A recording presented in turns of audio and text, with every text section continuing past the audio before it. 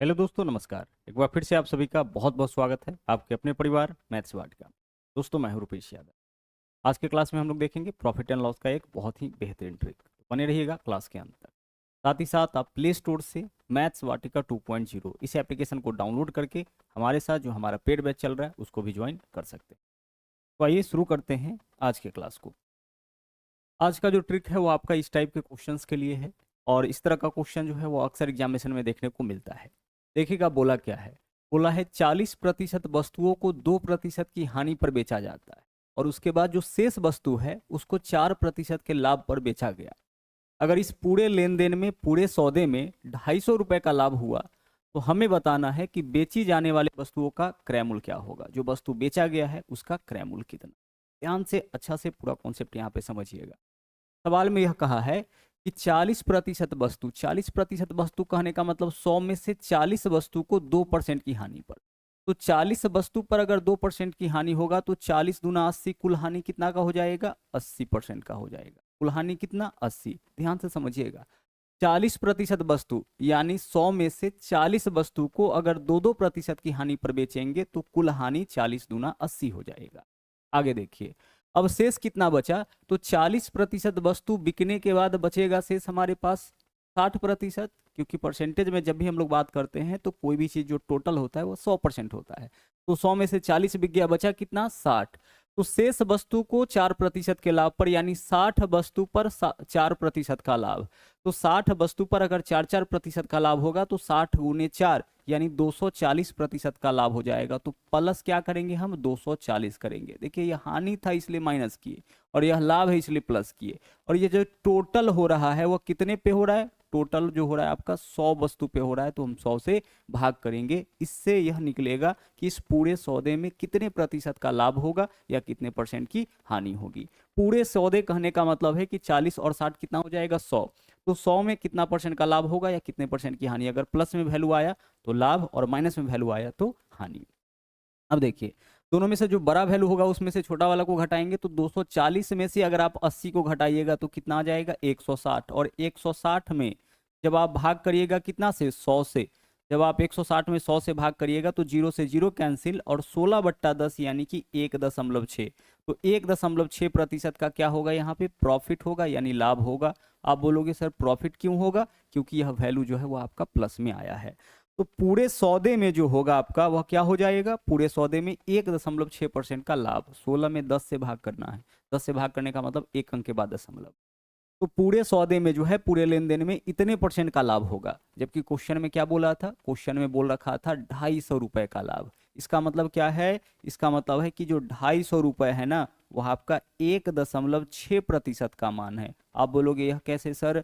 देखिए, 1.6% का लाभ होगा परसेंटेज में, जबकि रुपए के रूप में बोल रखा है 250 रुपया का लाभ।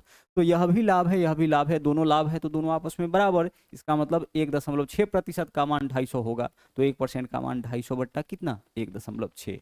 हमें क्या बताना है? क्रय मूल्य। क्रय मूल्य परसेंटेज में होता है 100%, यानी कि 100% का मान हमें यहाँ पे चाहिए। क्रय मूल्य चाहिए मीन्स कि 100% का मान। सोल्व करिए। पॉइंट अगर हटाइएगा तो क्या होगा? यहाँ पे एक जीरो और आपका आ जाएगा। जब आप 4 से काटिएगा तो 4 चौके 16 होगा, 4 से इसको काटिएगा कितना हो जाएगा? 250 हो जाएगा। 2 से काटिए, 2 से काटिएगा तो यहाँ 2 होगा, 2 से काटिएगा यह वैल्यू आपका 125। 2 से काटने का मतलब आधा हो जाएगा, और 2 से जब इसको काटिएगा तो यह भी आपका 125 होगा। 125 गुना 125 यानी 125 का स्क्वायर कितना हो जाएगा? 15,625। तो 15,625 रुपये क्या होगा? 15,625 रुपये जो है वो आपका इस वस्तु का क्रय मूल्य हो जाएगा। वो आंसर हम लोग चुनेंगे यहाँ से विकल्प नंबर डी। विकल्प डी इस क्वेश्चन का आपका सही आंसर हो जाएगा। 40% वस्तु यानी कि 100 में से 40 वस्तु पर 2% की हानि, तो 40 दूना 80% का हानि हो गया। देख लीजिए, हानि हो रहा है इसलिए क्या किए? माइनस किए। उसके बाद शेष वस्तु पर, अब शेष वस्तु कितना बचा? 40 हटा दीजिए 60, और इन 60 वस्तु पर 4-4% का लाभ, तो 60 गुना 4 कितना हो जाएगा? 240% का लाभ। लाभ है तो प्लस, तो इतना हानि प्लस इतना लाभ। हानि प्लस लाभ करेंगे, वैल्यू अगर प्लस में आ गया इसका मतलब लाभ, माइनस में आ गया इसका मतलब हानि। और बट्टा में 100 क्यों लिखिए? क्योंकि यह पूरे का पूरा जो है वो 100 वस्तु पे हमें देखना है। 100 वस्तु पे कंप्लीट मिला करके पूरे लेन देन कहने का मतलब 100 वस्तु पे कितना लाभ हानि, तो यहाँ से 1.6% का मान आया। ठीक है, आगे चलते हैं। अगला क्वेश्चन देखिएगा क्या है। यहाँ देखिए बोला है कि सामान का 2/3 भाग 6% के लाभ पर। अच्छा, 2/3 भाग कहने का मतलब, 2/3 भाग कहने का मतलब कि 3 में से 2 भाग, 2/3 कहने का मतलब 3 में से 2 भाग 6% लाभ पे। तो अगर 2 भाग पे 6% का लाभ होगा तो कुल लाभ कितना परसेंट का हो जाएगा? 12% का लाभ है, इसलिए प्लस में। ठीक है, चलिए यह वैल्यू आपका प्लस में आ गया। अब शेष भाग पर 3% की हानि, शेष भाग पर क्या हो रहा है? 3% की हानि। तो 3 में से 2 भाग आप हटा लीजिए तो शेष भाग कितना बचेगा? एक ही तो बचेगा। 2/3 मतलब 3 में से 2 भाग पे 6% का लाभ, तो 6 दूना 12% का लाभ हो गया। अब शेष कितना? तो 3 में से 2 भाग हटा लीजिएगा तो 1 भाग बचेगा। इस 1 भाग पर 3% की हानि, यानी कुल हानि 1 गुना 3 कितना हो जाएगा? 3। इतना लाभ इतना हानि, पूरे सौदे में कितना का लाभ होगा? पूरा सौदा कितना है आपका? पूरा सौदा 3 ही है। पूरा सौदा कितना है? 3। 3 से भाग करेंगे, इससे निकलेगा पूरे सौदे में कितने परसेंट का लाभ या कितने परसेंट की हानि होगी। 12 में से 3 माइनस करेंगे 9, 9/3 कितना हो जाएगा? 3। 3 प्लस में आया, यानी कि पूरे लेन देन में 3% का क्या होगा? 3% का प्रॉफिट हो जाएगा, 3% का लाभ हो जाएगा। ठीक है, इस पूरे लेन देन में क्या होगा? 3% का लाभ। रिपीट कर रहे हैं, ध्यान से समझिएगा। 2/3 भाग 6% लाभ पर, यानी 3 में से 2 भाग पर 6% का लाभ, तो 12% लाभ हो जाएगा। एक भाग पे 6%, 6% लाभ मतलब एक भाग पे 6%, तो 2 भाग पे 12% का लाभ हो जाएगा। और शेष भाग पर 3% की हानि, तो 3 में से 2 भाग हटा लीजिएगा, शेष भाग क्या बचेगा? एक पे 3% की हानि, यानी कि 3% का ही हानि होगा। तो 12 का लाभ माइनस 3 की हानि, पूरा मिला करके 9 का लाभ, और पूरा मिला करके कितना वस्तु है? 3। कितना भाग है? 3। तो 3 से भाग करेंगे तो क्या निकलेगा? टोटल में कितने परसेंट का लाभ या हानि होगा। अब इस क्वेश्चन में देखिए क्या बोला है, कुल लाभ 540 रुपए, यहाँ कितना है? 3%। रुपए के रूप में कितना? 540, यानी 540 3% का मान है, 3 से भाग करेंगे 1% का मान निकलेगा। हमें चाहिए क्रयमूल्य, यानी कि 100% का मान, हम क्या करेंगे? 100 से गुना कर लेंगे।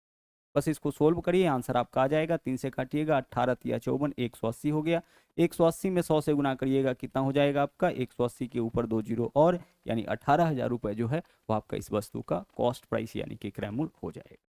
तो आगे आगे से जब भी इस तरीके का क्वेश्चन मिले कि इतना परसेंट जो है इतने परसेंट लाभ पर, शेष को इतने परसेंट लाभ पर बेचा गया, या फिर भाग के रूप में कि इतना भाग को इतने परसेंट लाभ या हानि पर बेचा गया, जो शेष भाग बच गया उसको इतने परसेंट की लाभ या हानि पर बेचा गया, तो कुछ इस तरीके से आप लोग अपने क्वेश्चन का आंसर निकालिएगा। ठीक है, इस तरह से अगर आप सोल्व करते हैं तो कुछ ही सेकंड में अपने क्वेश्चन का आंसर आप निकाल सकते हैं। तो इस वीडियो में इतना ही। इसी तरह के ट्रिक के लिए आप जुड़े रहिए मैथ्स वाटिका के साथ। मैथ्स वाटिका का आप एप्लीकेशन भी डाउनलोड कर सकते हैं। चैनल पर नए हैं तो चैनल को सब्सक्राइब जरूर कर लीजिए। मिलते हैं अगले वीडियो में फिर से नए कॉन्सेप्ट के साथ। थैंक यू, जय हिंद।